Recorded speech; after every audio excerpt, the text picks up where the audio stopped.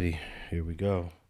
We are live, straight politicking on all you suckers out there in the city of angels. And I'm Alex Alonso, 101. I'm joined with my co-host, Munchie B, the mayor, from out the city of Inglewood. And you finally dropped that song you've been sitting on for quite a while, right? Yup, since later last year. Yup. That song is about a year old? Yeah, like mid to the end of last year. I had it and Mozzy hopped on it and blessed me with a cold verse.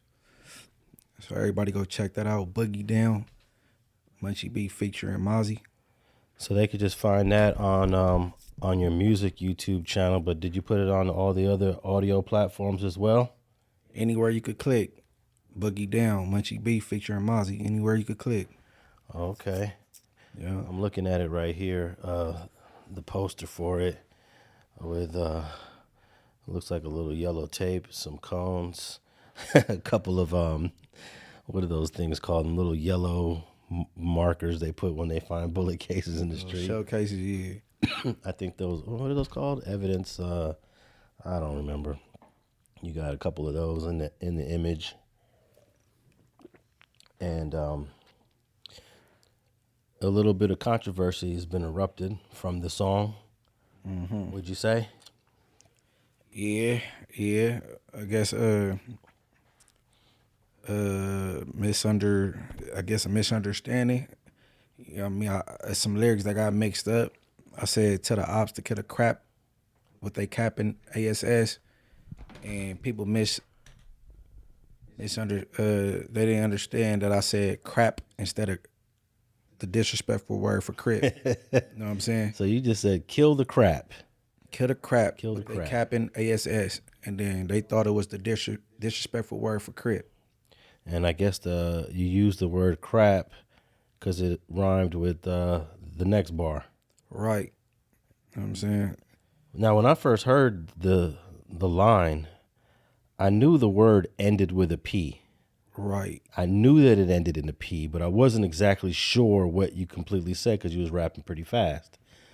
But it was clear that the word ended with a P, crap. So I don't know if my ears are better than most, but I never thought that you said the water-living animal that represents the diss to the Crips. Okay, a few content creators reacted to it, one being Young and Hefe, and then when you go through his comments, everybody was clear that it said crap with a P. You know what I'm saying? So those people had better ears than me. So that was right off the dribble. They were saying you said crap. Right. Okay. All right, so I take it as you're not used to black people saying crap. You know, white people like, that's a crappy car, or you know what I'm saying? Like, they ain't really our lingo, but you know what I'm saying? But I think it just changes by generation. I remember my dad used to say, man, I'm about to go take a crap. To take a shit. I'm about to take a crap. yeah, I need to use cut the crap a couple times. I'm like, man, cut the crap. Like, so I don't know, but yeah, I just want to make that clear for sure. You know what I'm saying? So it don't be no discrepancies with nobody. I be moving around, podding with Spotty Face and Young Ant, or I interviewed Crips like G Malone. You know what I'm saying? So it wasn't no disrespect or nothing like that. Just, you know what I mean? I guess they felt it wasn't legible for them to hear. Well, it looks like it just turned into a non-issue. I wouldn't even call it what you characterized it as a misunderstanding. It's not even a misunderstanding. I was looking for the right word, but yeah. A misunderstanding means like there's two conflicting positions that one is confused over the other, and just a little bit of communication will iron it out. And it did. It got straightened out. They're like, oh, okay. You know what I'm saying? The word sounded like, and you know what I feel? I feel that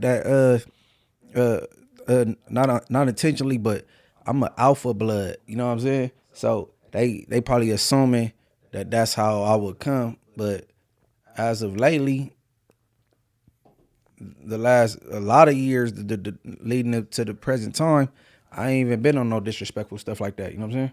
Oh yeah, for sure. So, but I think that I don't know. People probably just I got that stigma or whatever. I mean, we be tiptoeing around the disrespectful terms. I don't even think it's a big deal to even say it. Sometimes we don't even want to say it, you know. Hey, but guess what?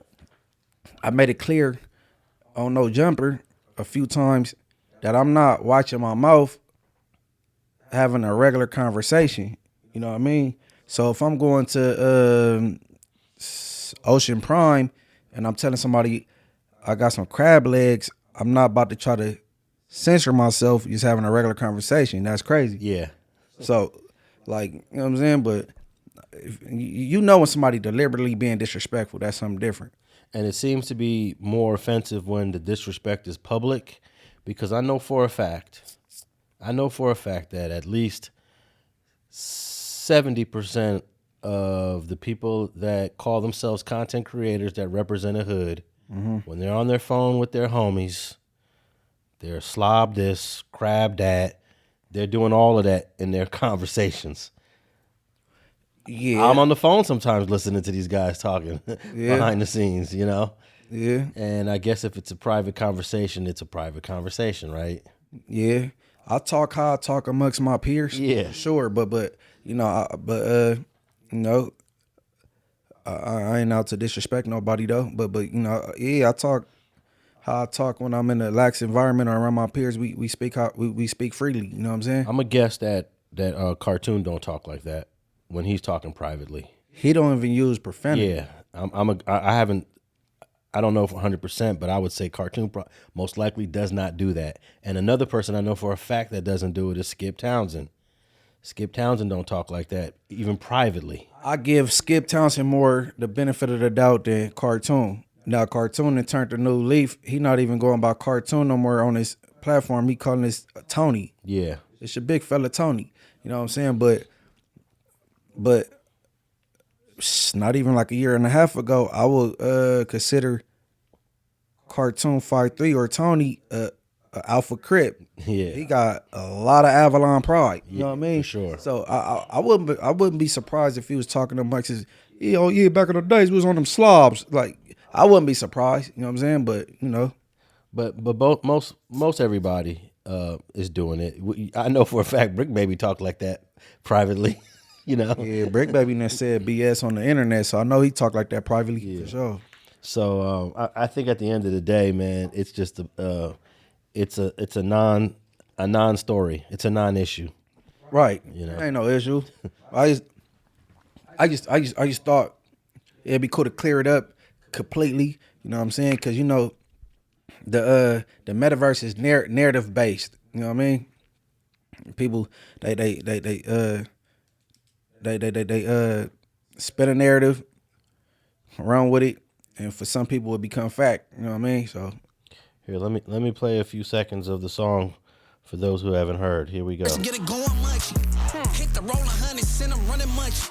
Let's take it in the house, I think he's coming Munchie. A Mary on my feet, stack jeans, let the pants sag. Tell the ops to kill a crap with they capping ass. Back and forth before Drake. Yeah, that's the bar right there. I think we're through some people who may not have had the critical skills to identify the proper term is that the bar before that was about the enemy.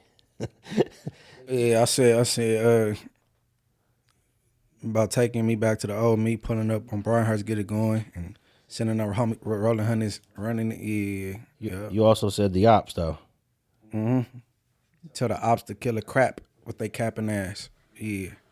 So all right, man, go tap in with that song. Everybody do, please do. It needs a video though. Yeah, I'm communicating with Mozzy right now, trying to get that done. It needs a video, man. He's in LA, right? Mm-hmm. Oh yeah. You could shoot that in Inglewood, huh? Yeah, hell yeah. We in the city with it. Where would you want to shoot it at if you could pick a spot? Probably Darby Park. Okay. The administration there don't be tripping? The people that work at the park? Yeah. No. The people at the park watch us grow up. You know what I'm saying? They good. Some parks are ready to call the police.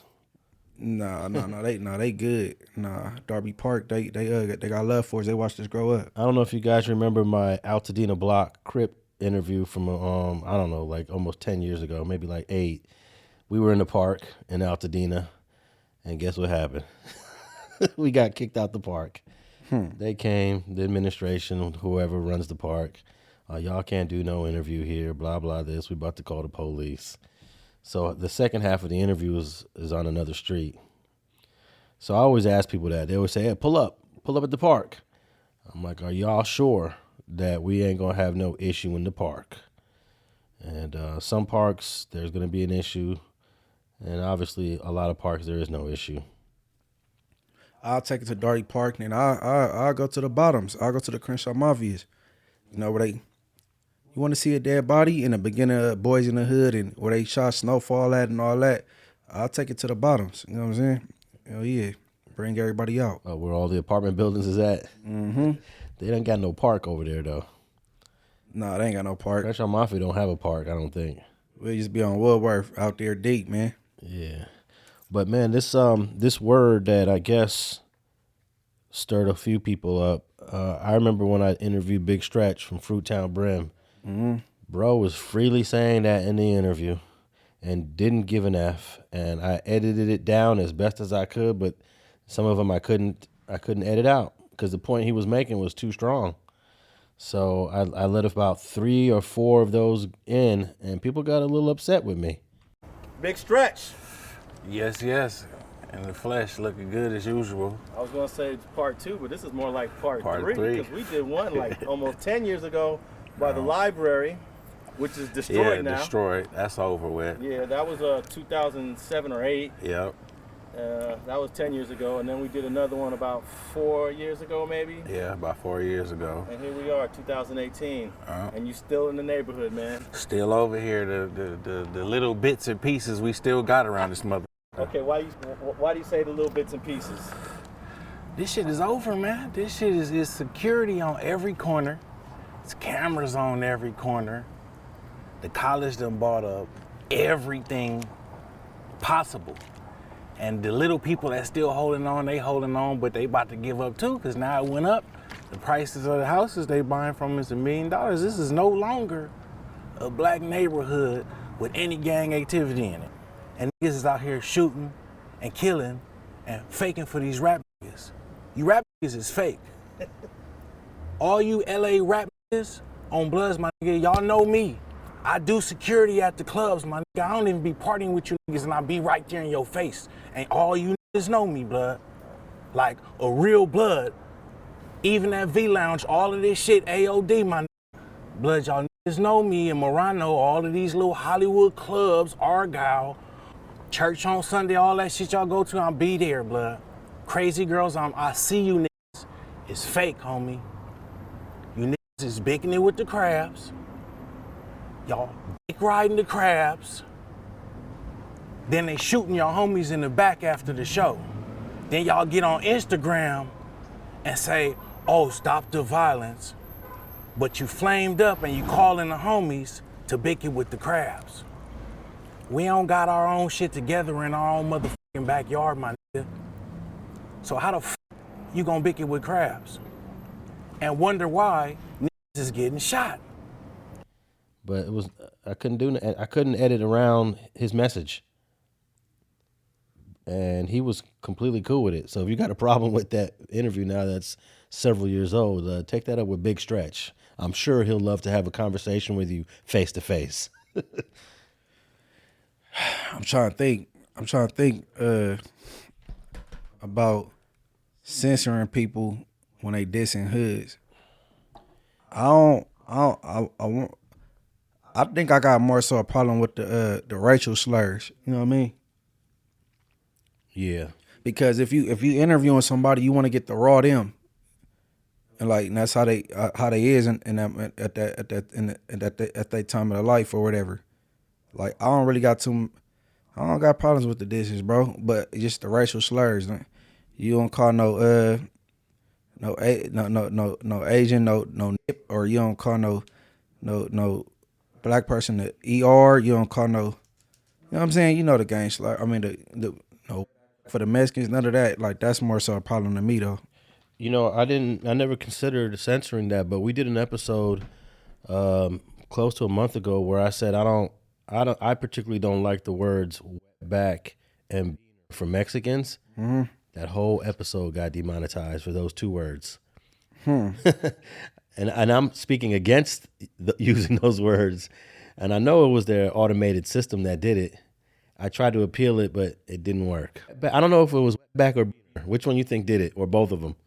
The wet. The wet, yeah. I'll have to do a little censoring right during this episode, but I never thought of those words having to be censored. Mm-hmm. I don't think it's the B word. I think it's the W one. Yeah, it's the W one. Yeah, we'll say WB. Hey, you know what the famous Mexican used to call his own people that, and he's all in the news now because of some allegations that he got accused of, even though he's been deceased for 30 years. But Cesar Chavez used to call Mexicans WBs all the time. He didn't want them coming here illegally because there was already enough of them here working in the farms, and he felt like if they came in droves, it was going to throw off the economic balance that the Mexicans in California already had. Cesar Chavez. Cesar Chavez. Oh no, I never heard that. That's crazy. That's weak to me. I know that's a little insane that you call your own people a WB. But this is also the 60s and 70s. So remember, you got to put yourself in that time period. Hey, when I was in elementary school, oh man, he's still wrong. But go ahead. I used to hear that word in elementary school all the time, and I'm talking about the early 80s. You know, so I don't really hear it too much nowadays. But they did play a clip of Cesar Chavez, and he was just I never heard Cesar Chavez speak like that. I didn't know that. I'm gonna have to brush up on that one. Yeah, and then of course now they got these rape allegations against him. That is So he was out there on the farm, raping people. Allegedly. Yeah, and his partner in the movement is accusing him. You know, and she's almost 100 years old. So you know you gotta put that into the equation. We're listening to a woman that's 96 years old accusing a man that she has 2 children with of sexual assault that happened in 1960 and 1966. Yeah, they got a school in Compton, a probation school called Cesar Chavez. Oh man, they're talking about stripping his name from all these places now.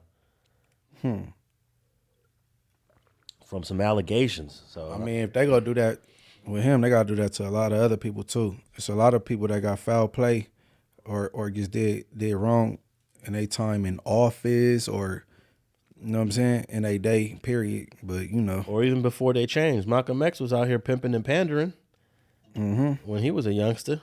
But I guess because that happened. But it ain't how you start, it's how you end. Yeah, you know, that was his start. Of course, he transitioned into the orator he became. But the allegations on Cesar Chavez are like during his reign as the head of the Farm Workers Union, he allegedly was doing these things. But it's crazy that we're hearing about this 30 years after the fact. And yeah, I don't even know if that lady credible. She too old though. Here's my thing about allegations against high-profile agitators like Malcolm X, like Cesar Chavez, like MLK.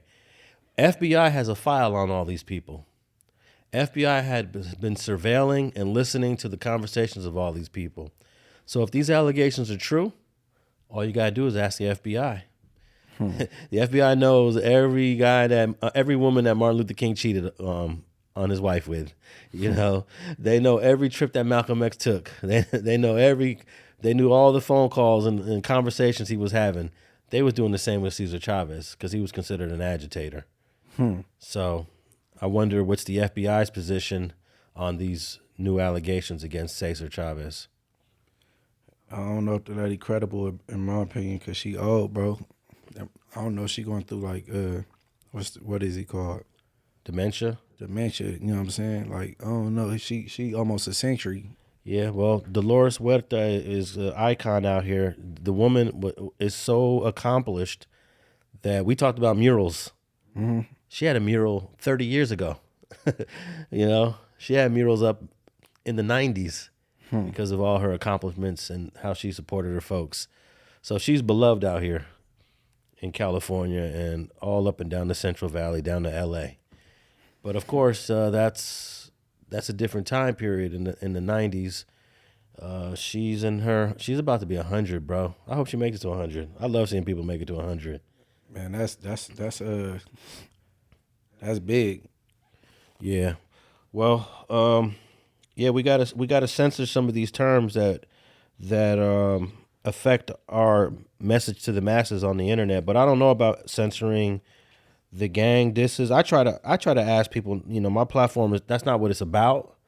But if you need to say that to communicate your message, because really what Big Stretch's message was is that like the Bloods out here ain't united, and the Crips out here not only the Crips united, but they shooting us every time they can. That's funny. That it's the other way around though. You think so? Well, yeah, and the Crips think so also. The Crips is way more divided than Bloods. So I don't know why you look at it like that. Well, his context was in the way in the music sense. So he was talking about Nipsey Hussle, G Perico. All these Crips is doing their thing. All these Crips are coming together. All these Crips got these shows. But anytime a Blood tries to move out here, it's shoot them. So I think it was a particular context. And then he was working in these clubs as a security at one point. So he was seeing all the ins and outs of the clubs. And hey, he even told, look, this is a story. I edited this whole part out. He told a Big U story about the security at these clubs. And I took that whole part out. Oh man, you need to go dig that up out the archive and release that. Well, I'll release it after his case is over, because it could possibly. Oh yeah, I get it. Yeah, but I told Big Stretch, I'm taking that out. I don't care what you. I'm taking that out. I ain't trying to do all that, because I'm out here every day, Big Stretch, and sometimes you disappear, you pop up, you disappear, you come back, but I'm gonna drop that eventually. Because it was actually very interesting, because he was a security in all these clubs. Yeah, no, I think. Remember when Secret Sundays was popping? Yeah, I remember. What years was this? This is like what, 17, 18? No, earlier than that, like 13, 14. Yep, 13, 14, 15. Okay, so he was talking about that period. G Perico was out already. Yeah, but he, so, that was 13, 14 for sure. And then he made some good points about, when these Crip rappers come out, they bringing all their homies with them, and they can't control their homies, and their homies out here, some of their homies is hungry, and they gonna do what they gonna do, and they're not even gonna stop them from doing what they gonna do. I don't even got no hood right now. My whole hood is the city now. I go through everywhere around this motherfucker, so I'm seeing how over there in Baldwin Village and the Jays, they doing their stuff. They got their label. They pushing. They on the radio.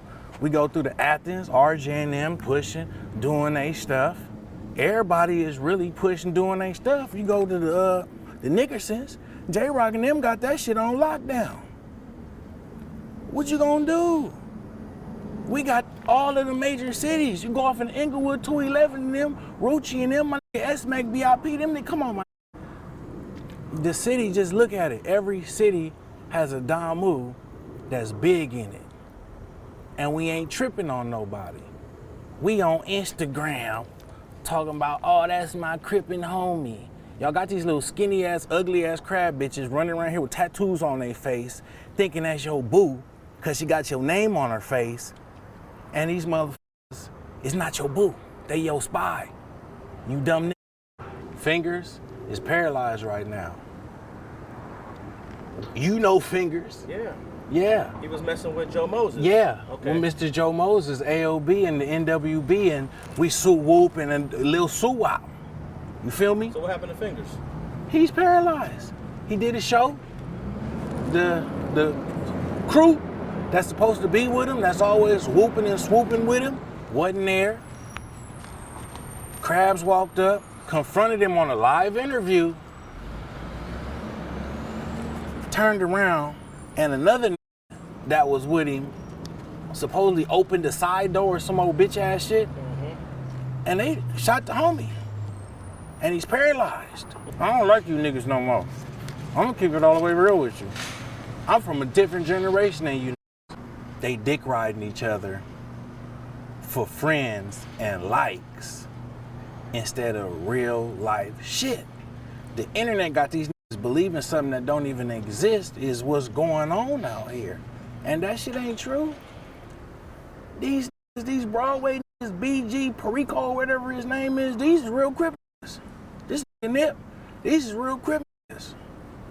I be amongst they little parties and shit sometimes. Them is real Crip niggas. Them ain't no actors. Them ain't no side niggas. Them ain't no valley niggas. Them is niggas that was born and raised right here. So they circles is different. When they come to the table, they coming to the table with hungry wolves.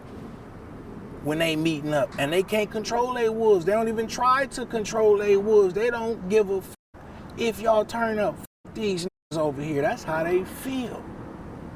But Bloods is, oh, we got to get this celebrity and that celebrity, and we can get this promoter and that promoter, and we can let him say Blood. Now the white boy, he's a Pyru now because he got a video camera and he's been putting our videos on, you know? No, he's the Jewish guy over there. He's from Blackstone now. Yeah, we're on. We're cool. That shit fake, my nigga. They done shot the white boy up over there and the Jays killed him. I notice a lot of Crip rappers gravitate to Bloods. If you know G Perico, he around a lot of Bloods. He be around a lot of Brims and Pyrus. A lot. And look how Mac 10 went and signed CJ Mack from Rollin 60s.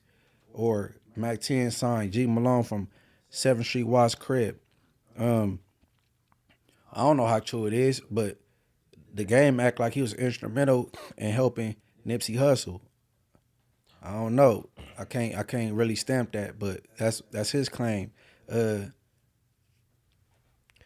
Well, I don't look at Wack 100 like a real Pyro, but you know, he aided Blueface a whole lot. Because you get some examples the other way around where the Crips helped the Blood, and Ice Cube not a Crip. Yeah. Where Crips backed Bloods in the music. Right. Even Suge Knight put the Crips on, all the Dog Pound dudes. So like, where is it in history where the Crips look out for the Bloods though? I'd have to do some research on that.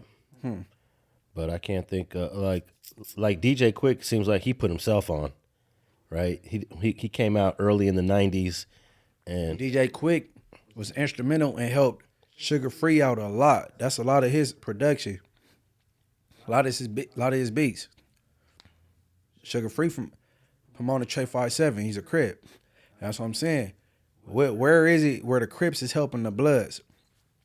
Well, how many Crips are in positions to put people in the game?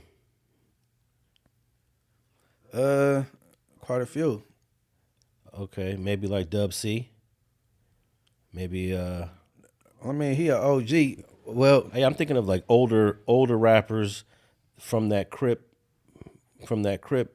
movement in music that are now probably in a producer status. Like for a minute, Snoop was trying to sign a few guys, but nothing really panned out. Nothing Damu related. And well, I think it was because he's trying to promote Long Beach, so by default.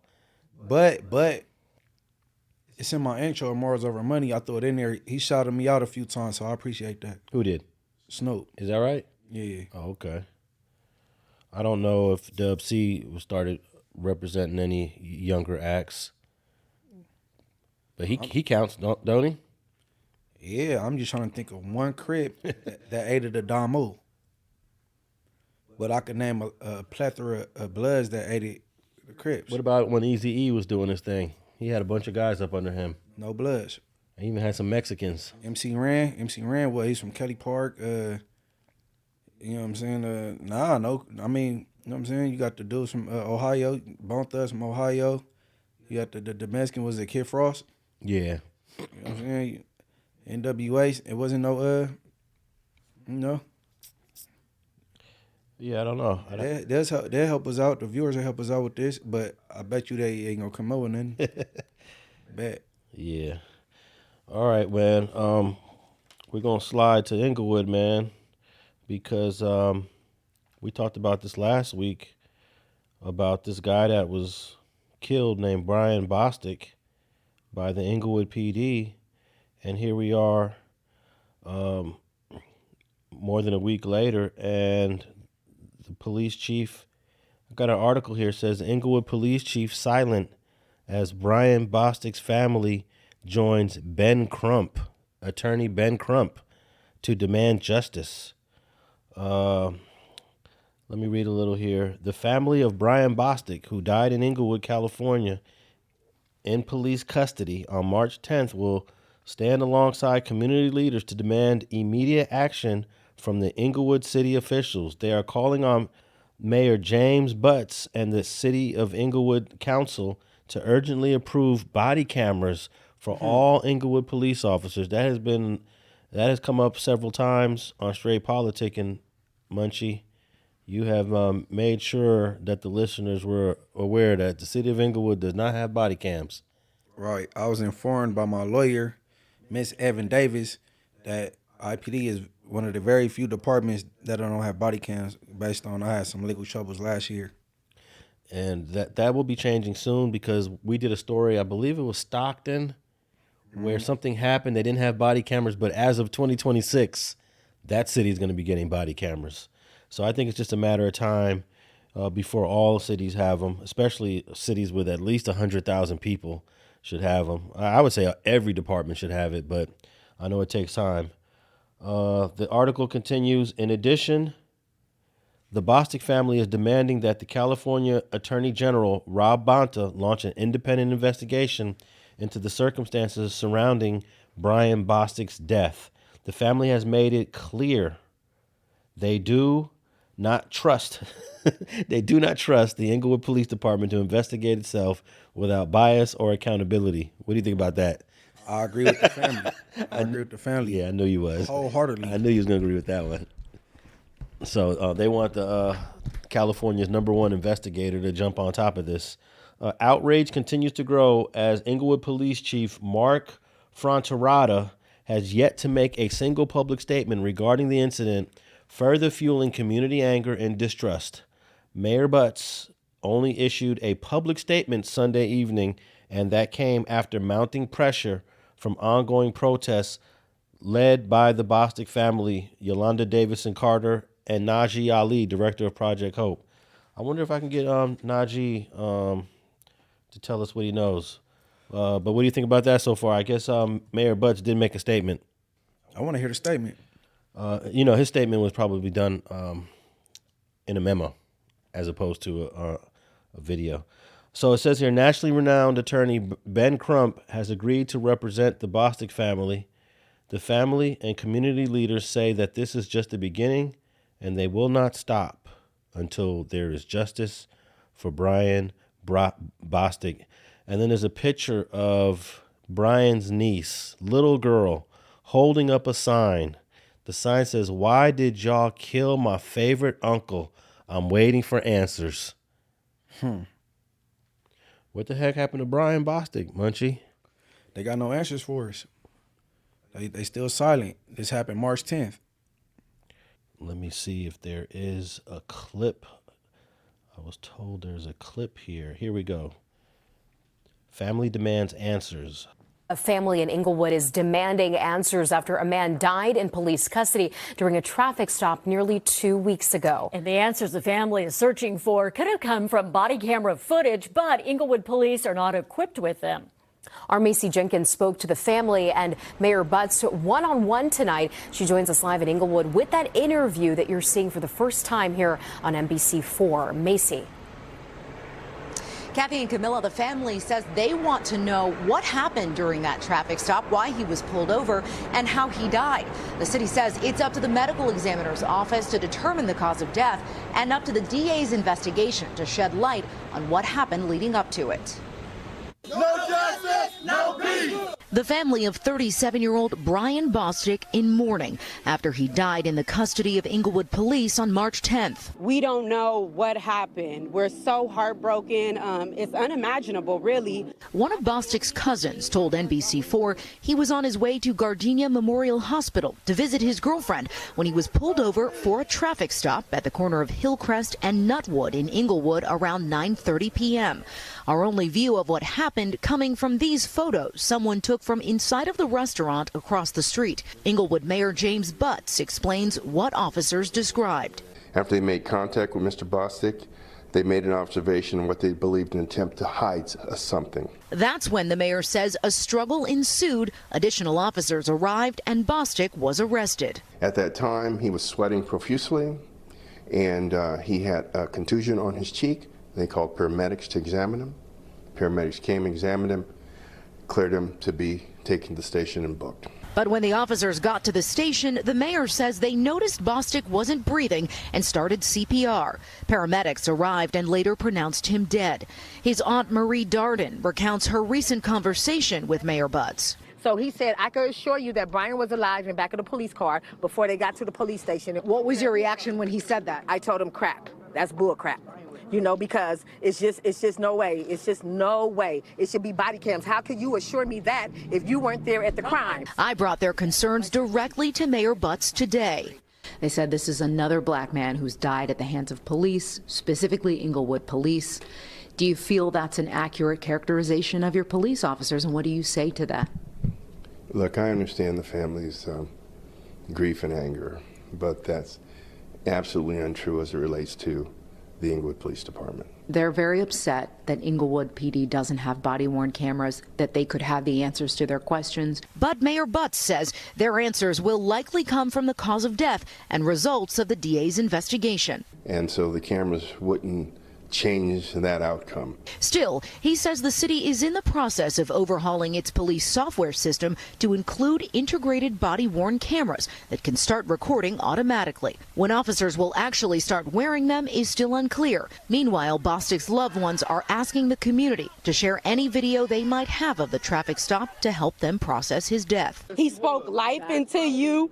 If you were having a bad day, he could lift you up. Brian was truly something special, which is why we're all out here today. The mayor says these three things will happen: an internal investigation by Inglewood PD, an investigation of the incident by the district attorney's office, and an autopsy by the medical examiner here in LA County. He says he's sorry for the family's loss and hopes they get clarification in due time. Reporting live in Inglewood tonight, Macy Jenkins, NBC4 News. Man, they were able to get Butts on camera in an interview. They could, one out of the three, they could keep the internal Inglewood Police investigation, because you don't want Inglewood Police investigating Inglewood Police, so that don't never go right. That's their peers. They not gonna do a proper investigation. But the what's that? What type of attorney? The district DA or whatever. Mm-hmm. Yeah. That and proper autopsy. That's something different. But nobody care about that internal IPD investigation. No, you cannot trust the police to investigate the police. You need an outside body, right, or a higher level body like the California state government, who has no dog in this fight, right, to reveal what really happened. Obviously, whatever they quote unquote said Brian was hiding, he wasn't hiding nothing, because that would have been part of the story, that they found a gun on him or they found something illegal on him. That would have been, Mayor Butts would have been leading the interview with the shit they found illegal in Brian Bostic's custody. Obviously, he didn't have anything illegal. So what happened when they thought he was hiding something and apparently he wasn't hiding anything illegal? What happened? A physical confrontation? How do you have a contusion on your face? Did you hear that part? Yeah, man, but early on, I already got put over at 10 and arrived to the station at 10:15. Yeah. If my recollection served me right, and that's like impossible, because if you put somebody over at 10, you come to the window and ask for whatever you're supposed to want, registered, license, and then if you get a tussle starts or whatever, then that's 12 minutes. And then how you gonna go from right there to the station call that in, then transport to the state. Like how you didn't? They just making that up, bro. He died on one of them back streets, Nutwood Lokies. He died right there, and then it's a cover up evidently, but it's all gonna come out. And another thing is that the coroner has already did what they do when dead bodies come into the coroner's office, but they will not allow the coroner to release their conclusions. So then that comes from the request by the police. The police could ask the coroner, "Can you not release the cause of death just yet?" So why are they covering it up? That's another thing. Yeah, I could see if there was trying to suppress that to help their investigation, but this ain't a homicide where somebody else, an outside person that unalived them. This something with the law enforcement. Why the parents can't know, the family can't know. You know what I'm saying? Yep. And if you go to the coroner's website, it says here that, let me see, let me pull up his Brian Bostic, age 37. Cause of death is deferred, meaning it's been, they decided to not publicly release it. So the coroner knows the cause of death. They already determined the cause of death, but they won't publish it. So he basically the same age as me. That's crazy. Yeah, man. It says here, black male, 37 years old. They used to put the birth dates on here. They stopped putting birth dates. I guess it's too much information. March 10th, day of death. Place of death, law enforcement agency. I wonder if that also means in the car. Law enforcement agency sounds like the police station as opposed to the back of a car. Okay, for the viewers, if you getting taken in, you know what I'm saying, you going to jail, IPD taking you to jail, you will enter through the alleyway, a gate opens, and then you pull in, the gate pulls closed behind you, and then they take you out the car, and then this door you walk in, and to the right, it's all the jailers who that be there opening and closing cells, and that's gonna fingerprint you, and there's 3 holding cells right there in the front, right across. You know what I'm saying? You could talk through from the cell to the window, give information, or however, they take your shoestrings out and everything like that. So maybe when they pulled in that gate, maybe, and that's giving them some bail. They notice it when they about to take them out the car to take them inside all the way in the station. But I don't know, man. It's all gonna come out though. Yeah, they did something to him. Remember, I think I speculated that maybe they tased him. Sometimes the tasing can kill somebody, even though it's supposed to be non-lethal. Right. But even non-lethal bullets can kill you. I mean, if you get tased, if you got anything underlying, like you have seizures or something like that it could kill you. So they don't want to tell us right now. They know, but Mayor Butts knows. They all know, and they just don't want us to know. But that's why they got civil rights attorney Benjamin Crump. Benjamin Crump is going to start doing requests for all the documents, and they're going to have a lawsuit on their hand for sure. Right. All right, man. What else I got here? Oh man, Breonna Taylor. Remember we talked about Breonna Taylor case, and with the no knock warrants. The no knock warrant, and then for years, none of the police were held accountable for their actions, and then in recent months, a couple of the cops were charged. And now that the Department of Justice is asking to drop all the charges against the cops that were facing charges, which is crazy. And the charges was a slap on the wrist. Well, initially, they didn't even want to charge the Kentucky police didn't want to charge anyone, which was very disappointing. And Kentucky was led by a black attorney general too. So you would have thought that a black man understands the plight of some black folks being overly dealt with excessively by the law enforcement. But of course, this black attorney general was a Trumper.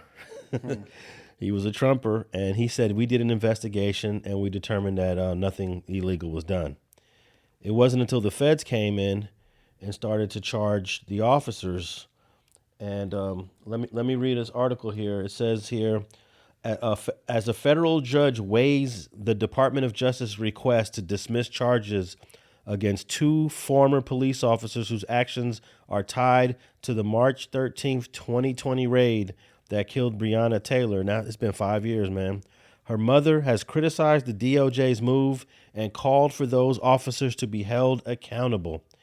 She was killed because of their lies and negligence, and somebody should be held accountable for that. Taylor's mom, Tamika Palmer, said Tuesday in an interview with ABC News, the Justice Department has asked a federal court in a filing Friday to drop the charges against Joshua Janes and Kyle Meany, two former Louisville police officers who were charged in 2022 with providing false information on a search warrant that led to the fatal 2020 police raid at Taylor's home. They were also charged with civil rights violations. So Joshua Janes, I remember, he's the one that wrote the warrant, and he's the one that went to the judge and with a warrant full of lies and got a judge to sign off on that. That should be a crime. I mean, it is a crime. What do you mean it should be a crime? I should say that should be a crime that's prosecuted against Officer Joshua Janes. But for some reason, I'm believing because it's this Trump administration, they're asking the court to dismiss the charges against these two cops. The DOJ has asked the judge to drop the charges against the two officers in Breonna Taylor case in the interest of justice. Have you heard that one before? Yes, sirski. In the interest of justice. Asked about the statements from officer attorneys, Palmer said, Breonna doesn't get to come back. She doesn't get to put it behind her, adding that for every day that has been March 13th when her daughter was killed. Welcome back. Federal prosecutors have asked a judge to drop charges against two former officers tied to the raid that led to the deadly shooting of Breonna Taylor. The Louisville, Kentucky officers are accused of falsifying the warrant used to enter Taylor's apartment in 2020. Taylor was then shot to death by police after they broke down the door of her apartment while serving a no-knock drug warrant looking for a former boyfriend who no longer lived there. Taylor's boyfriend at the time fired at the officers, and Taylor was killed as police fired back. Police did not find any drugs or cash inside Taylor's apartment. In September of 2020, the city agreed to a $12 million wrongful death settlement to Taylor's family. And joining us now is Breonna Taylor's mother, Tamika Palmer, and family attorney Lanita Baker. Thank you both so much for joining us. Tamika, just want to start with your reaction when you heard that the DOJ wants charges dismissed altogether. Confused and mad. Disrespectful. Understood. And Lanita, judges have already reduced the charges twice for each officer. What do you know about why prosecutors are moving to dismiss the charges? We know absolutely nothing about why they are moving to dismiss the charges. They did not communicate that with Ms. Palmer until Friday, probably an hour before the motion was filed. So we have no information about why they made the motion to dismiss. But what we do know is that Joshua Janes is guilty of lying to secure a search warrant, and he and Joshua Meany and Ms. Goodlett, Kelly Goodlett, who's already pled guilty, did work to cover up what happened. And so they are guilty of a crime and they should be held accountable. And it's very disappointing and disingenuous for the Department of Justice to dismiss these charges. And Tamika, an attorney for former Detective Joshua Janes, said that they are, quote, elated with this development.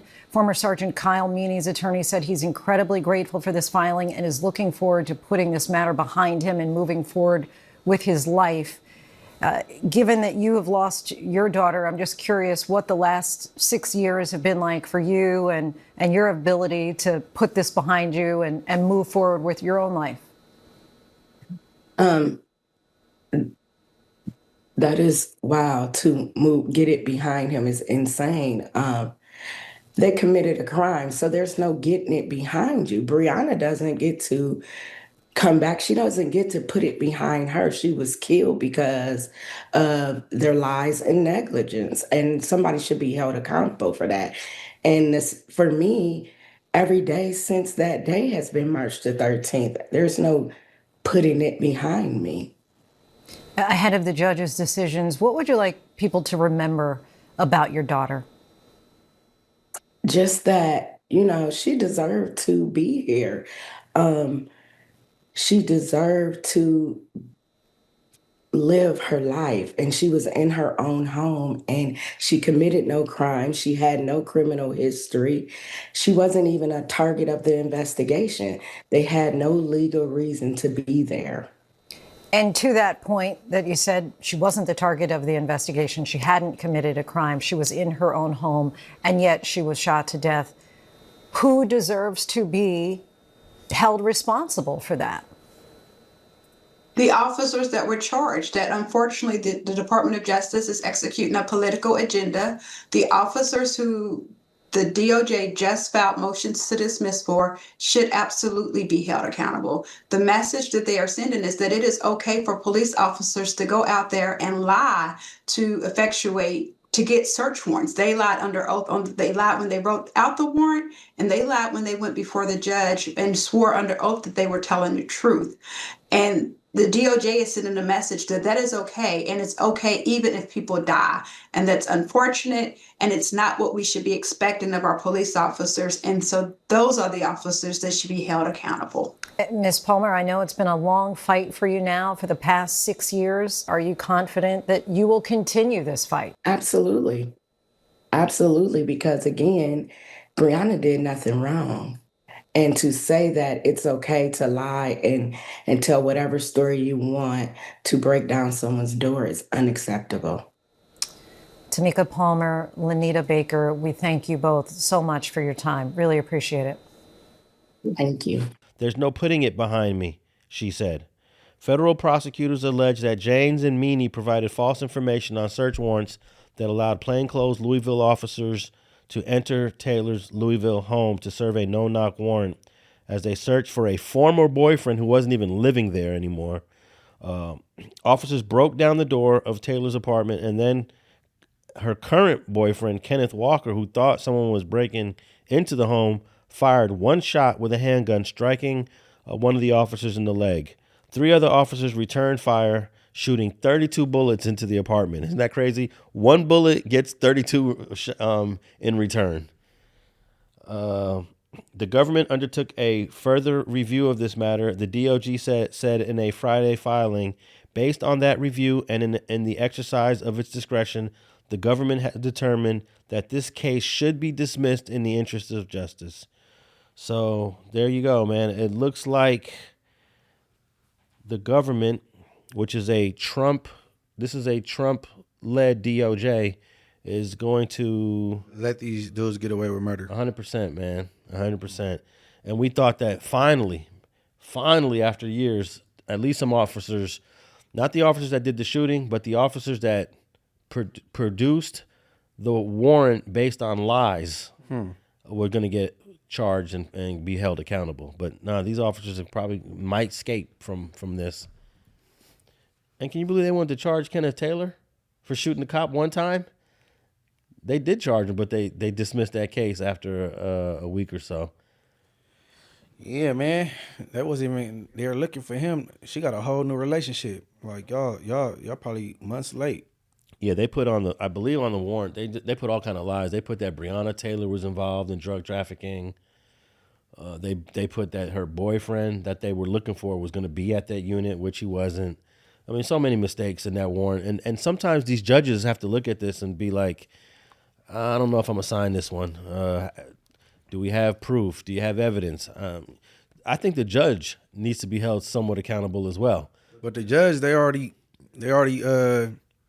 programmed to think that the police officers don't lie.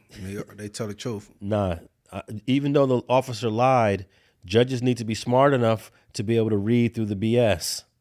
Y'all sign these warrants. You've been signing warrants for 20 years. Some of these warrants that come across the judge's bench are fishy, and they need to start being held accountable for letting some of these signing off on these fishy warrants. 2011, my mom's house phone was tapped, right? Yeah. And once okay, you get a warrant to tap a line. When they don't find anything and it's the end of it, they mail you something and let you know it's been tapped. And on there it said narcotics. And it said Ascari Banks. And then it say the 2 phone lines that was AT&T. under my brother name that was mine, and my brother that it was tapped, but I don't have no history of dealing drugs or anything. So I used to, so when that came, I'm like, well, what's the narcotics things about? Well, what is that about? You know what I'm saying? I think that might have been fictitious just to get a warrant and listen to my phone calls, because I don't have a history of dealing drugs, or you know what I'm saying? Maybe it came from one of their confidential sources that was lying to get out of something. They be like, hey, you got anything on Munchie B? Oh, yeah. He be selling cocaine over here on such and such street. Are you sure? Yeah, I'm positive. And then they use these information from these confidential informants all the time. And we know confidential informants lie. You know, they lie half the time. So, you know, it ended up causing Breonna Taylor her life. Probably a confidential informant lying to the police to get a warrant. But one thing that did come out of this case is that the Brent Hankinson, he's the shooter. I believe it was his bullets that killed Breonna. He was convicted of a civil rights offense in Taylor's death and was sentenced to 2 years, 9 months a while ago. But that's not enough. That's not enough time for taking a life. No, not at all. 2 years. Not at all. Yeah. All right. What else I had here? Oh yeah, this 4 gunmen are wanted for a 2025 shooting that happened in the Hunnits, and they've just released. They didn't release footage. They released screenshots of the shooters, and they got good images of the shooters. But hey, today's shooters, they're masked up, man, from head to toe, and that's the new. I guess that's the new thing now, huh? What year did this shooters? Is this a result of COVID? Is this a kind of a COVID thing? Everybody got masked up in COVID and then they just stayed masked up, or did these shootings start pre-COVID? No, I think it started with the light cameras. When you got the red light, you get flashed, and then from there, people first used to have money to have cameras on your house. Everybody got a Ring camera. You know what I mean? So, and then fast forward today, you got license plate readers. You go down Fig, you know what I'm saying? They can hit your license plate, read your license plate, so everybody masked up now. Yeah, them license plate readers are no joke. I rented a car when I was in New York about a year ago, and I parked it a couple blocks away from a hotel that I was staying at. And the following morning, I didn't remember where I parked the car. So I'm walking around. I was walking around for an hour looking for this car. And then I saw an NYPD officer, and I gave him the information to my rental car. I'm like, man, I can't find this car. He typed in my license plate number from the rental car and told me all the places that I had drove through in the last 24 hours. That's crazy. I was like, wow. He was like, hey, were you driving to such and such? I was like, yeah, I was there yesterday. Okay, do you cross this bridge? I was like, yeah. I was like, that's when it hit me. I didn't know it was that sophisticated until this cop off the street told me every bridge I crossed. And then he said, your car is still on. I was on the island of Manhattan. Manhattan is an island. I was in Manhattan. He said, your car is still here in Manhattan. It didn't get stolen, because if it would have crossed the bridge, I would have a picture of you crossing the bridge right now. So your car is somewhere where you forgot where you parked it. Because I was like, damn, somebody must have stole my rental car. It's crazy, right? I think you could move from New York to the West Coast, move to California, and then adjust quite quickly.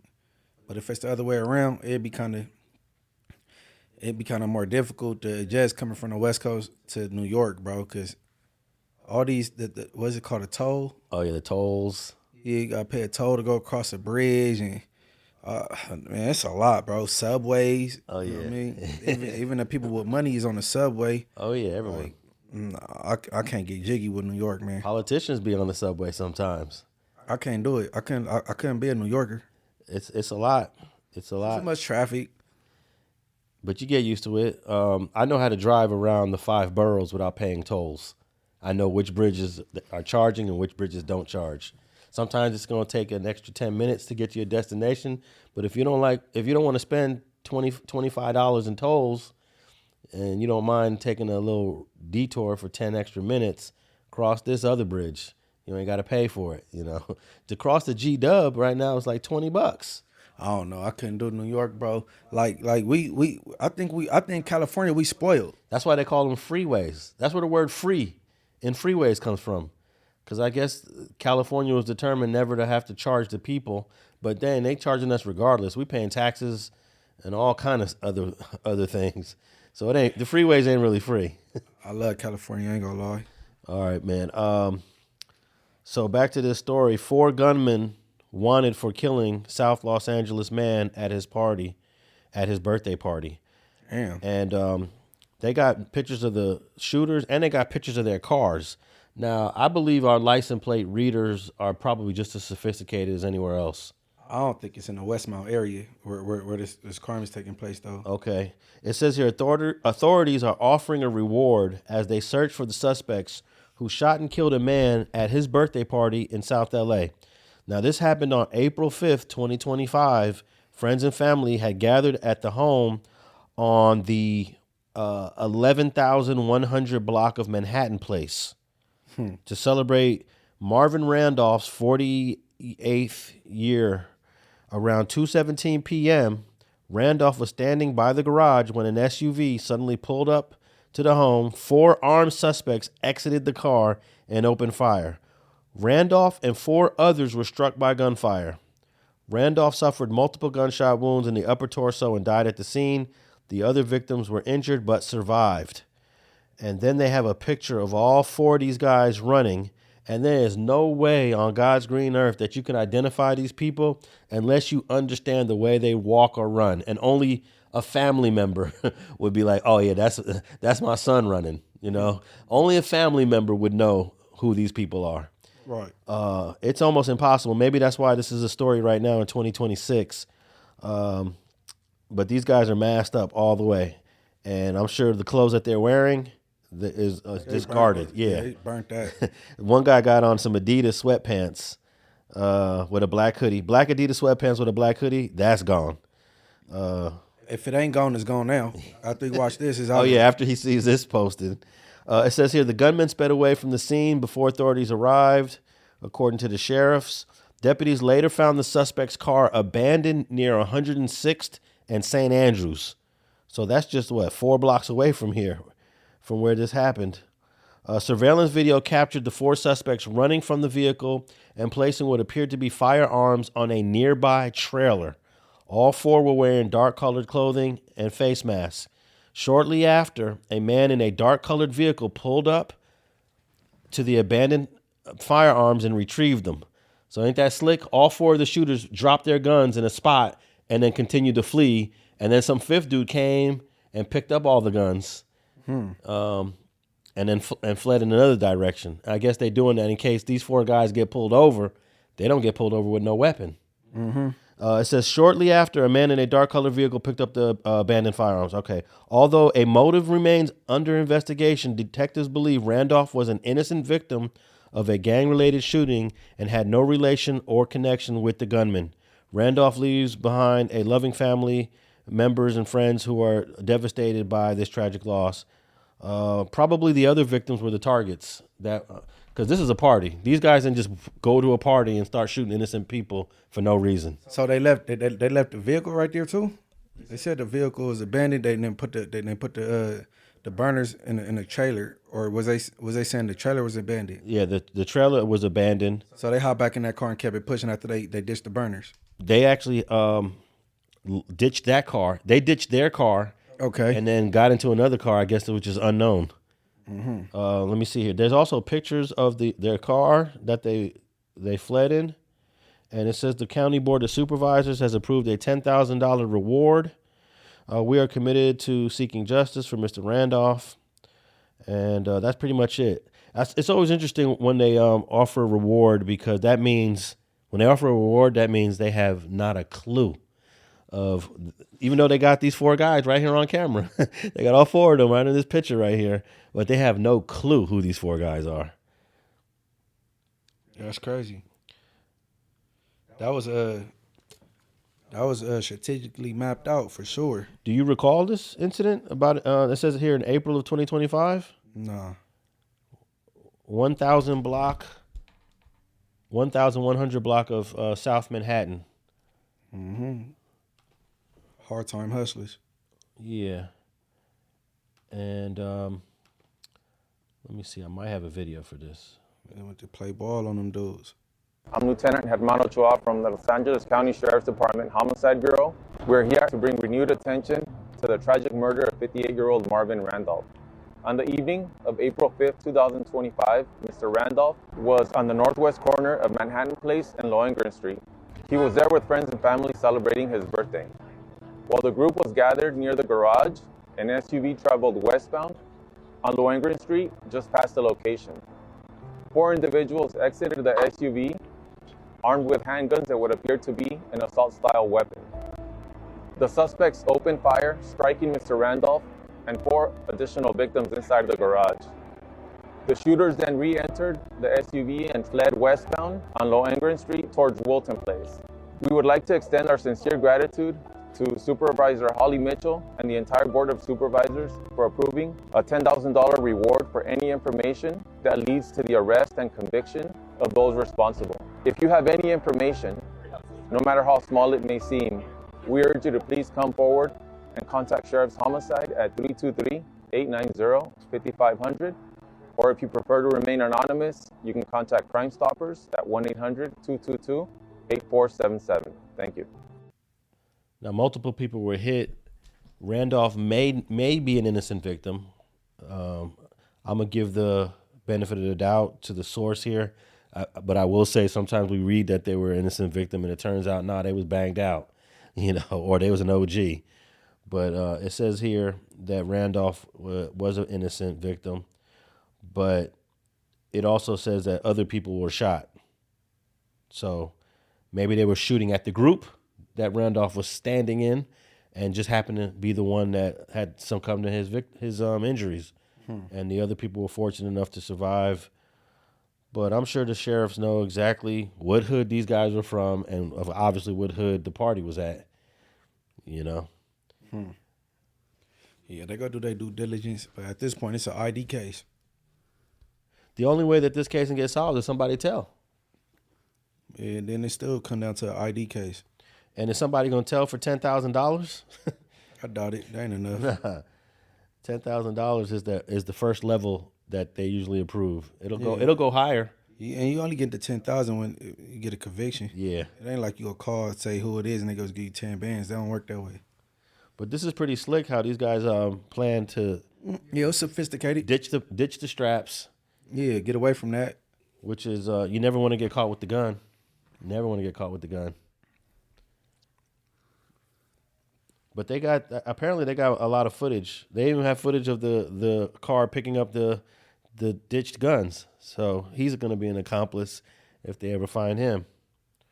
But I believe all these cars were stolen vehicles that were used. So yeah, because they just left that one car there. Yeah, they just left that there. So yeah, man, 2005 shooting is becoming a front story in 2026. And what else? Here's our final story, man. Do you remember the name Adva Lavie? Yes, Sirski. Adva Lavie. I remember her. She was on the run. Right? Pretty misleading ass. Yeah. Pretty face. I don't know if she was Persian.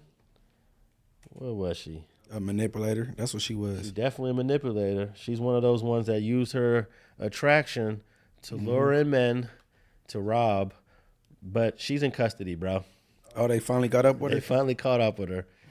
L.A. model accused of meeting online men burglarizing their homes faces 6 felony charges. Elderly man. Yeah. She used to target the older dudes.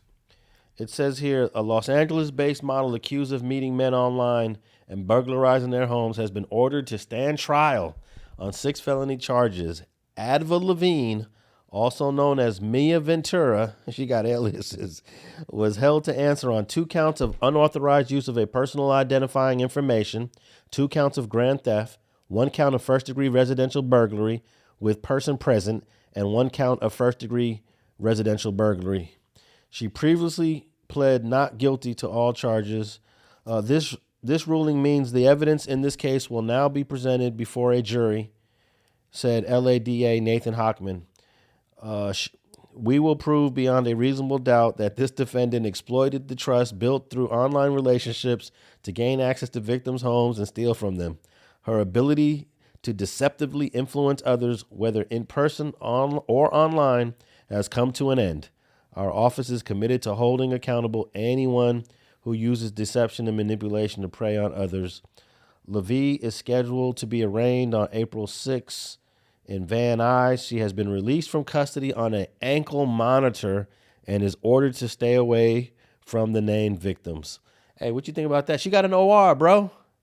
This chick. No, she out on bail. She said bail. They said bail. Did it say bail? It said yeah. The bail bond's been through the ankle thing on her. They want to make sure they get their money. It just says she's been released from custody. Okay, so that release from custody means she bonded out. Yeah. The bail bond's through the ankle thing on her. But yeah, she gonna get like 5 years. She'll get 5. It says here if she's convicted of all counts, she's facing up to 11.